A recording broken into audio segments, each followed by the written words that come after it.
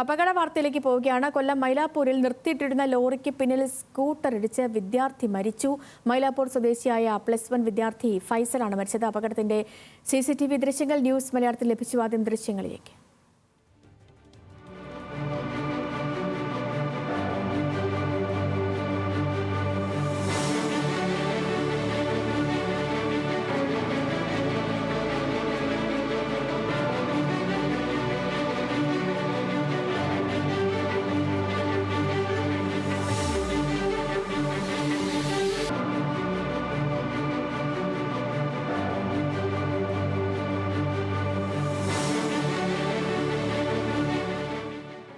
ഷമീർ അബ്ദുൾ ഉണ്ട് വിവരങ്ങളുമായി. ഷമീർ, സ്കൂട്ടറിന്റെ നിയന്ത്രണം നഷ്ടപ്പെട്ടതാകാമല്ലേ അപകട കാരണം?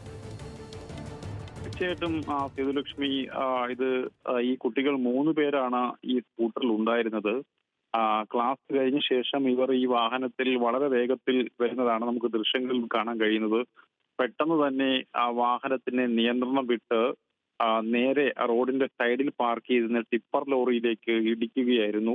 ഈ ഇടിയുടെ ആഘാതത്തിലാണ് ഈ ഫൈസൽ മരണപ്പെട്ടത്. ഫൈസലായിരുന്നു ഈ വണ്ടി ഓടിച്ചിരുന്നത്. ഫൈസൽ തൽക്ഷണം അവിടെ വെച്ച് തന്നെ മരണപ്പെട്ടു. സ്കൂട്ടറിൽ 2 കുട്ടികൾ പുറകുവശത്തുണ്ടായിരുന്ന സഹപാഠികളാണ്. അവരെ കൊല്ലത്തെ സ്വകാര്യ മെഡിക്കൽ കോളേജ് ആശുപത്രിയിലേക്ക് മാറ്റിയിരിക്കുകയാണ്. എന്തായാലും ഫൈസൽ ആണ് ഈ വണ്ടി ഓടിച്ചത്. ഫൈസലിന്റെ തലയ്ക്കാണ്. ഹെൽമറ്റ് പോലും അവർ ധരിച്ചിരുന്നില്ല.